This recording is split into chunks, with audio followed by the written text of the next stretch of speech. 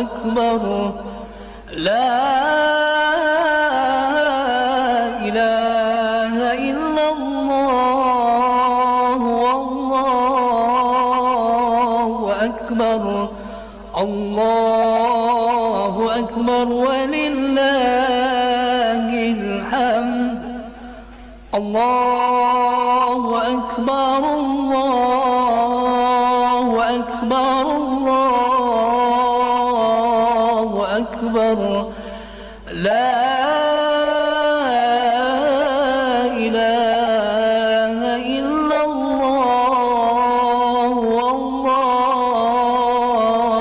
أكبر.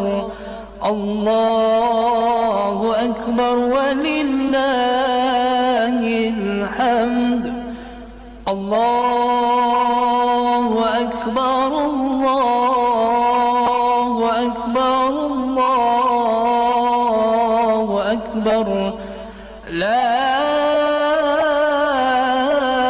إله إلا الله والله أكبر. الله أكبر ولله الحمد. الله أكبر كبيرا والحمد لله كثيرا وسبحان الله بكرة وأسيلا. لا إله إلا الله ولا نعبد إلا إياه مخلصين له الدين ولو كره الكافرون. لا إله إلا الله وحده صدق وعده ونصر عبده وأعز جنده وهزم الأحزاب وحده. لا إله إلا الله والله أكبر. الله أكبر ولله الحمد. الله أكبر الله أكبر الله أكبر. لا إله إلا الله والله أكبر. الله أكبر ولله الحمد. الله أكبر الله أكبر الله أكبر. لا إله إلا الله والله أكبر. الله أكبر ولله الحمد. الله أكبر الله أكبر الله أكبر. لا إله إلا الله والله أكبر. الله أكبر ولله الحمد. الله أكبر كبيرا والحمد لله كثيرا وسبحان الله بكرة وأسيلا. لا إله إلا الله ولا نعبد إلا إياه مخلصين له الدين ولو كره الكافرون. لا إله إلا الله وحده صدق وعده ونصر عبده وأعز جنده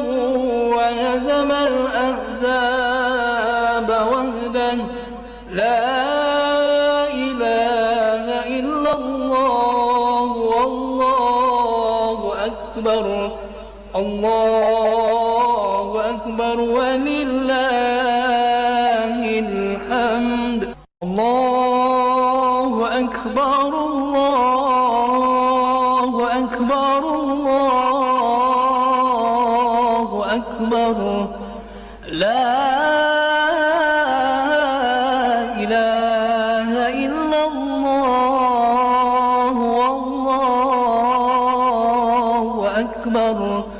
الله أكبر ولله الحمد. الله أكبر الله أكبر الله أكبر لا إله إلا الله والله أكبر. الله أكبر ولله الحمد. الله أكبر الله أكبر الله أكبر لا إله إلا الله والله أكبر. الله أكبر ولله الحمد. الله أكبر.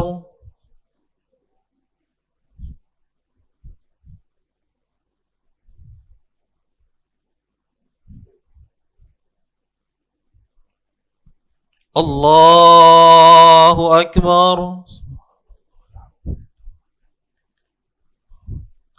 الله أكبر.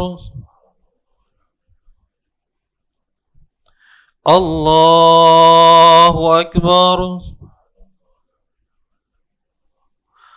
الله أكبر. الله أكبر. الله أكبر.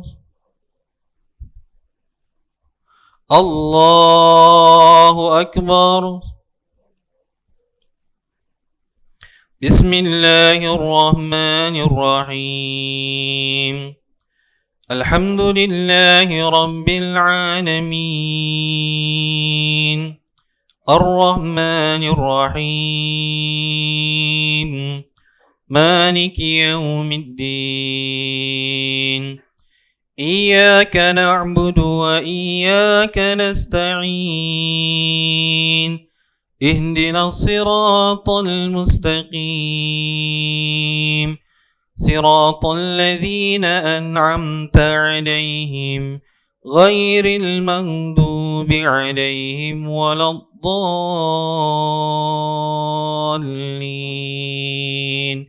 آمين.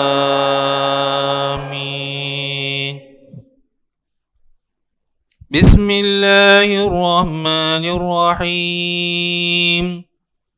سبح اسم ربك الأعلى الذي خلق فسوى والذي قدر فهدى والذي أخرج المرعى فجعله غثاء أحوى. سنقرئك فلا تنسى إلا ما شاء الله إنه يعلم الجهر وما يخفى. ونيسرك لليسرى فذكر إن نفعت الذكرى. سيذكر من يخشى ويتجنبها الأشقى الذي يصلى النار الكبرى ثم لا يموت فيها ولا يحيا. قد أفلح من تزكى وذكر اسم ربه فصلى. بل تؤثرون الحياة الدنيا والآخرة خير وأبقى. إن هذا لفي الصحف الأولى صحف إبراهيم وموسى. الله أكبر. سمع الله لمن حمده. الله أكبر.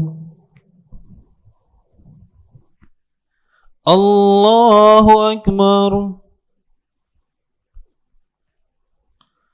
الله أكبر.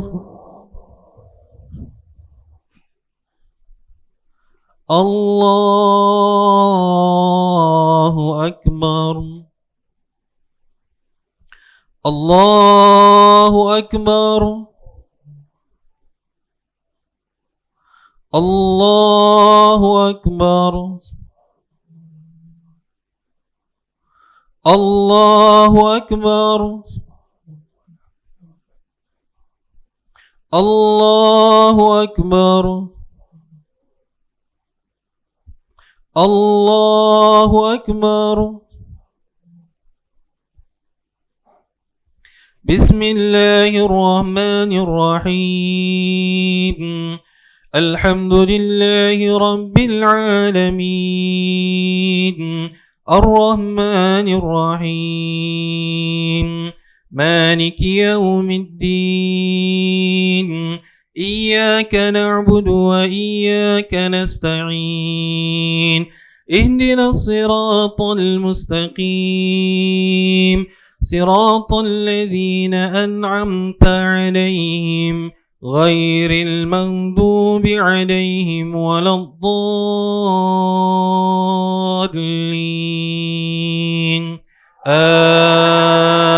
آمين. بسم الله الرحمن الرحيم. هل أتاك حديث الغاشية وجوه يومئذ خاشعة عاملة ناصبة تصلى نارا حامية تسقى من عين آنية ليس لهم طعام إلا من ضريع لا يسمن ولا يغني من جوع وجوه يومئذ ناعمة لسعيها راضية في جنة عالية لا تسمع فيها لاغية فيها عين جارية فيها سرر مرفوعة وأكواب موضوعة ونمارق مصفوفة وزرابي مبثوثة أفلا ينظرون إلى الإبل كيف خلقت وإلى السماء كيف رفعت وإلى الجبال كيف نصبت وإلى الأرض كيف سطحت فذكر إنما أنت مذكر لست عليهم بمسيطر إلا من تولى وكفر فيعذبه الله العذاب الأكبر إن إلينا إيابهم ثم إن علينا حسابهم. الله أكبر. سمع الله لمن حمده. الله أكبر. الله أكبر. الله أكبر. الله أكبر.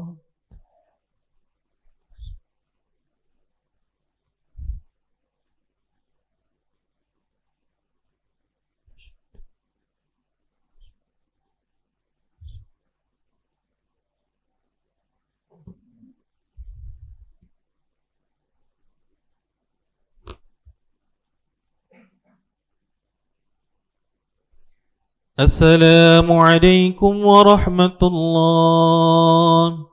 السلام عليكم ورحمة الله.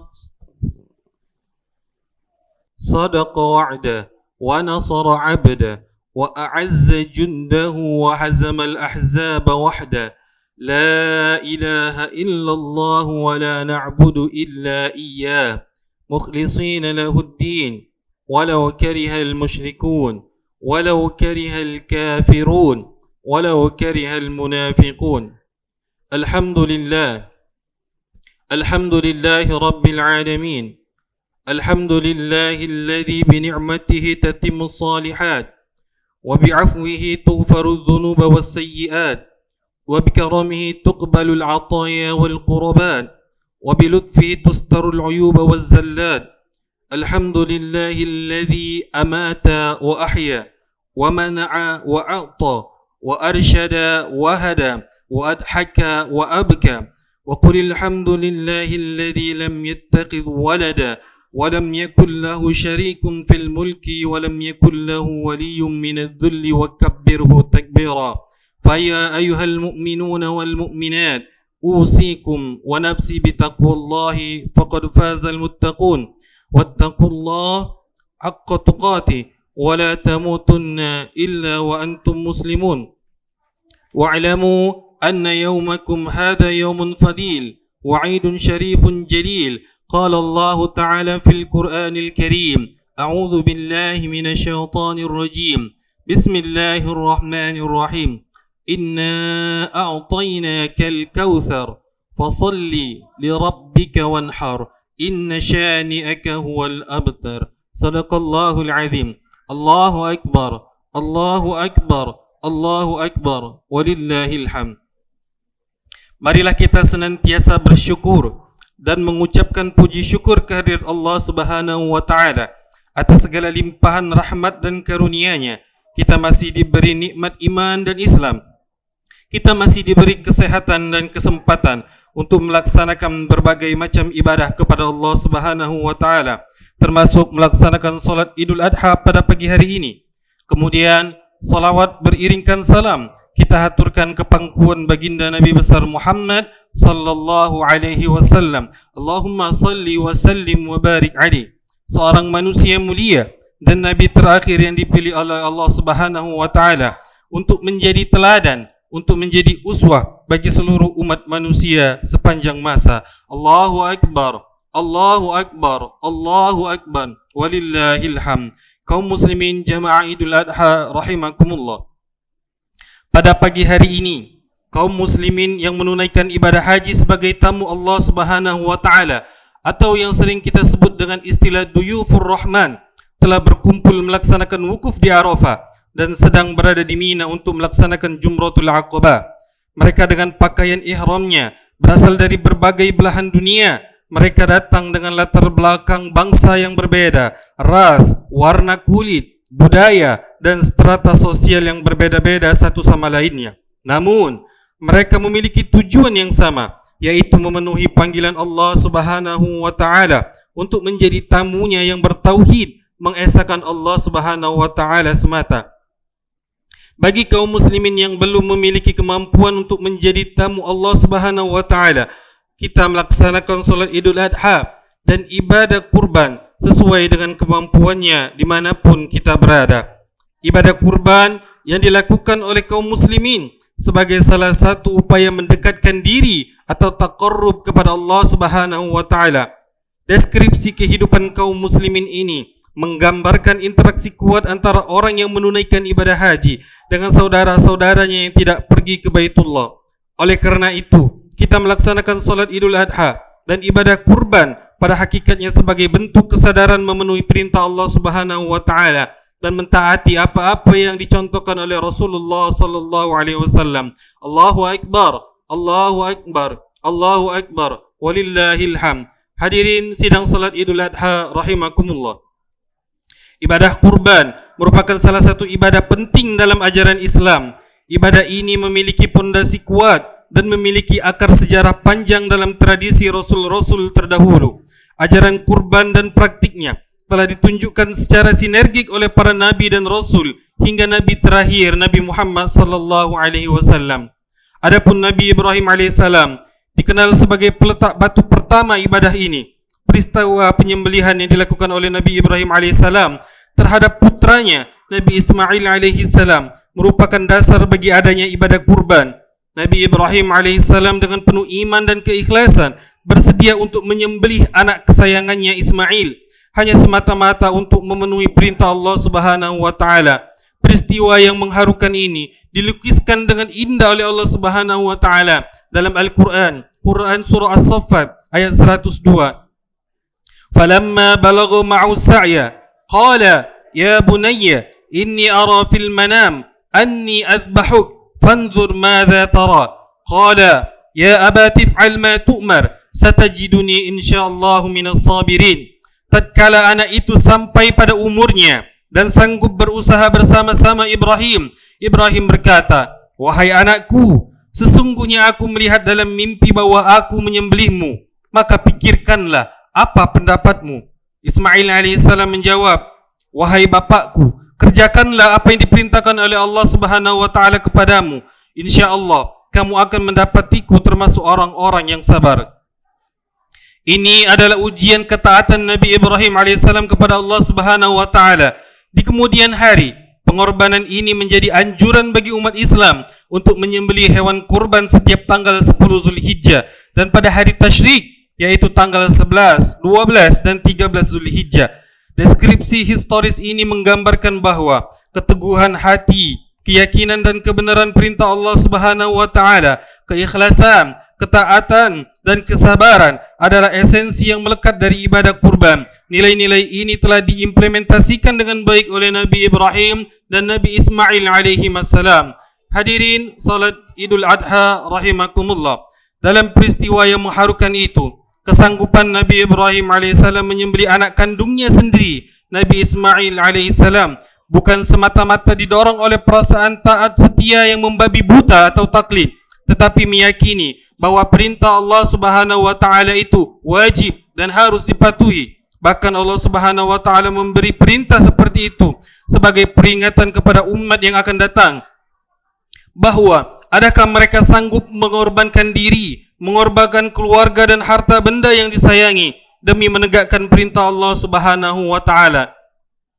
Dan adakah mereka juga yang sanggup memikul amanah sebagai khalifah Allah Subhanahu wa taala di muka bumi ini? Allahu akbar, Allahu akbar, Allahu akbar, walillahil hamd. Kaum muslimin rahimakumullah. Dalam studi fikih, kurban sering disebut dengan istilah udhiyah karena penyembelihan hewan kurban dilakukan pada saat matahari sedang menaik atau saat waktu duha. Oleh karenanya, Ibnu Qayyim al-Jauziyah memahami makna kurban dengan tindakan seseorang menyembelih hewan ternak pada saat duha guna menghasilkan kedekatan dan ridha dari Allah Subhanahu wa taala.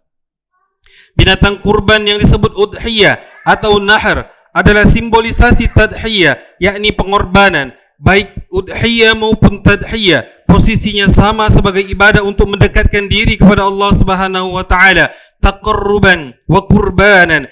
Jika menyembelih udhiyah merupakan ibadah material yang ritual, maka tadhiyah atau pengorbanan di jalan Allah Subhanahu wa taala merupakan ibadah keadaban yang memajukan sektor-sektor kehidupan yang lebih luas.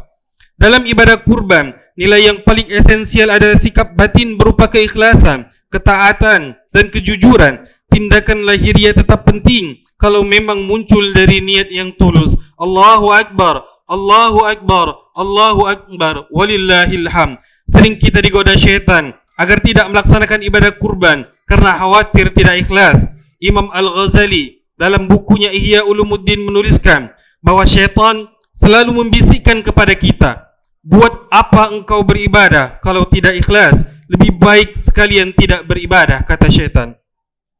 Ibadah kurban bukan hanya mementingkan tindakan lahiriah berupa menyedekahkan hewan ternak kepada orang lain, terutama fakir miskin, tetapi yang lebih penting adalah nilai ketulusan guna mendekatkan diri kepada Allah Subhanahu wa taala. Dalam beberapa ayat Al-Quran, Allah Subhanahu wa taala memperingatkan bahwa yang betul-betul membuahkan kedekatan dengannya bukanlah fisik hewan, bukanlah darah hewan kurban, melainkan nilai takwa dan keikhlasan yang ada dalam jiwa kita. Dalam surah Al-Hajj ayat 37 Allah Subhanahu wa taala berfirman, la yanalallahu luhumuha wala dima'uha walakin yanaluhu taqwa minkum.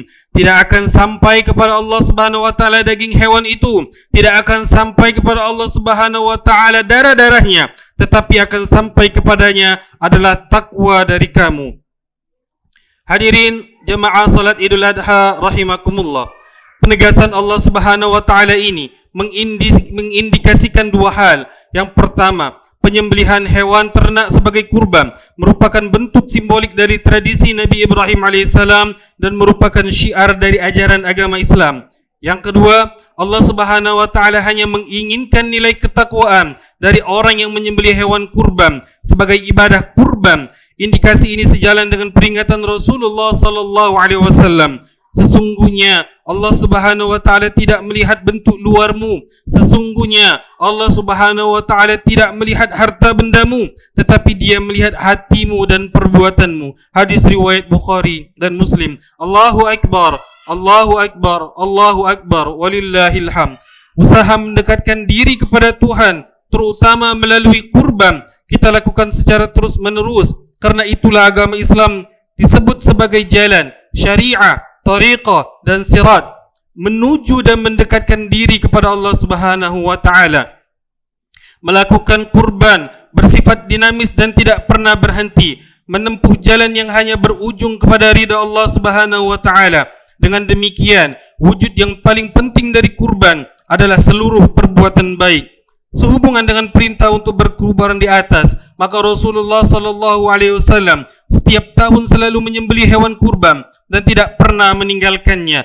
Meskipun dari sisi ekonomi beliau termasuk orang yang menjalani hidup secara sederhana, tidak mempunyai rumah yang indah dan megah, apalagi kendaraan yang mewah, bahkan tempat tidurnya hanya terbuat dari tikar anyaman daun kurma. Oleh karena itu, orang muslim yang telah mempunyai kemampuan untuk berkurban tetapi tidak mau melaksanakannya boleh dikenakan sanksi sosial, ialah diisolasi dari pergaulan masyarakat muslimin, sebagaimana yang disabdakan oleh Rasulullah sallallahu alaihi wasallam dalam hadisnya yang diriwayatkan oleh sahabat Abu Hurairah radhiyallahu anha, man kana lahu sa'a wa lam yudahhi fala yaqrabanna musallana. Barang siapa yang mempunyai kemampuan menyembelih hewan kurban tetapi tidak melaksanakannya, maka janganlah sekali-sekali ia mendekati tempat solat kita. Hadis riwayat Imam Ahmad dan Ibnu Majah. Allahu akbar, Allahu akbar, Allahu akbar, walillahil hamd. Kaum muslimin yang berbahagia, kalaulah ibadah kurban yang dilaksanakan dengan ikhlas demi mengharapkan ridha Allah Subhanahu wa taala semata, akan memberikan hikmah dan manfaat bagi pelakunya. Antara lain, yang pertama, meningkatkan keimanan kepada Allah Subhanahu wa taala. Ibadah kurban yang dilaksanakan oleh seorang muslim dapat melatih kepatuhan dan kepasrahan total kepada Allah Subhanahu wa taala. Orang-orang yang dekat dengan Allah Subhanahu wa taala, ia akan memperoleh predikat muqarrabin, ia akan memperoleh predikat muttaqin serta mendapat kemuliaan dan kebahagiaan baik hidup di dunia maupun hidup di akhirat. Adapun manfaat dan keutamaan yang kedua adalah membersihkan dari sifat-sifat bahimiyah, sifat-sifat kehewanan. Pada saat hewan kurban jatuh ke bumi, maka saat itulah sifat kebinatangan harus sirna, seperti rakus, serakah, kejam dan penindas. Yang ketiga, menanamkan rasa kasih sayang dan empati kepada sesama. Ibadah kurban dalam Islam tidak sama dengan persembahan dalam agama-agama selain Islam. Islam tidak memerintahkan pemujaan dalam penyembelihan hewan, tetapi Islam memerintahkan agar dagingnya diberikan kepada orang miskin, agar ikut menikmati lezatnya daging hewan kurban, sehingga timbul rasa empati, timbul rasa berbagi dan memberi, serta ukhuwah Islamiyah yang semakin erat antara sesama. Adapun yang keempat adalah melatih kedermawanan. Ibadah kurban dilakukan setiap tahun secara berulang-ulang, sehingga orang yang memberi kurban terbiasa untuk berderma kepada yang lain. Allahu akbar, Allahu akbar, Allahu akbar, walillahil hamd. Kaum muslimin jamaah salat Idul Adha rahimakumullah, di akhir khutbah ini dengan penuh khusyuk dan tadarruk kita berdoa kepada Allah Subhanahu wa taala, semoga perjalanan hidup kita senantiasa terhindar dari segala keburukan yang menjerumuskan umat Islam. Semoga dengan doa ini pula kiranya Allah Subhanahu wa taala berkenan menyatukan kita dalam kebenaran agamanya dan memberi kekuatan untuk mentaati perintahnya dan menjauhi larangannya. Amin ya rabbal alamin. Ja'alana Allah wa iyyakum minas su'ada'il maqbulin wa adkhalana wa iyyakum fi zumrati ibadihil muttaqin. Qala ta'ala fil Qur'anil azim. A'udzu billahi minasy syaithanir rajim. Qul innama ana basyarum mithlukum yuha ilayya annama ilahukum ilahu wahid. فمن كان يرجو لقاء ربه فليعمل عملا صالحا ولا يشرك بعبادة ربه أحدا. بارك الله لي ولكم في القرآن العظيم ونفعني وإياكم بما فيه من الآيات والذكر الحكيم وتقبل مني ومنكم تلاوته إنه هو السميع العليم وقل رب اغفر وارحم وأنت خير الراحمين.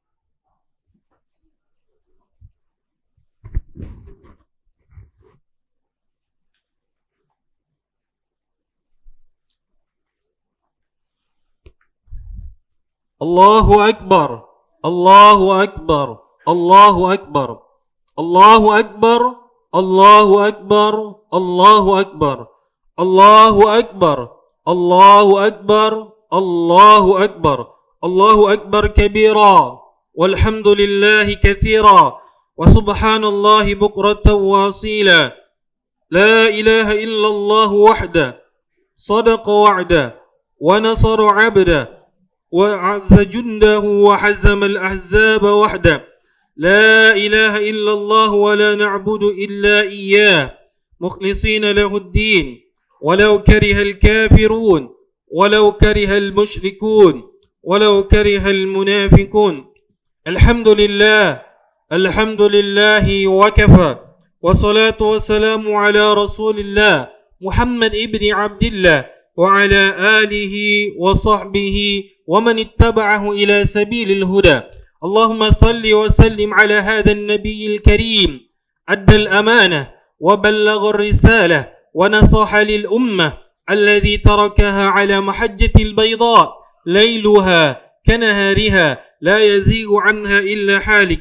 أما بعد فيا أيها الحاضرون أوصيكم ونفسي بتقوى الله فقد فاز المتقون. وافعلوا الخير واجتنبوا عن السيئات واعلموا أن الله أمركم بأمر بدأ فيه بنفسه وثنى بملائكة المسبحة بقدسه وقال تعالى أعوذ بالله من الشيطان الرجيم بسم الله الرحمن الرحيم إن الله وملائكته يصلون على النبي يا أيها الذين آمنوا صلوا عليه وسلموا تسليما. فأجيبوا الله إلى ما دعاكم وصلوا وسلموا على من به هداكم. اللهم صل على محمد وعلى آله وصحبه أجمعين وعلى التابعين وتابع التابعين ومن تبعهم بإحسان إلى يوم الدين. وارض الله عنا عنهم برحمتك يا أرحم الراحمين. اللهم اغفر للمسلمين والمسلمات والمؤمنين والمؤمنات الأحياء منهم والأموات إنك أنت سميع قريب مجيب الدعوات ويا قاضي الحاجات.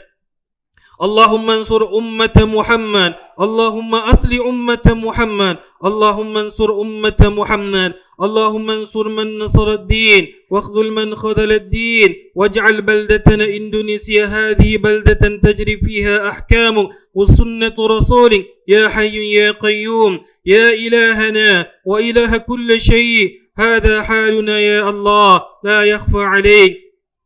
اللهم ادفع عنا الغلاء والولاء والوباء والفحشاء والمنكر والبغي والسيوف المختلفة والشدائد والمحن ما ظهر منها وما بطن من بلدنا هذا خاصة ومن بلدان المسلمين عامة يا رب العالمين.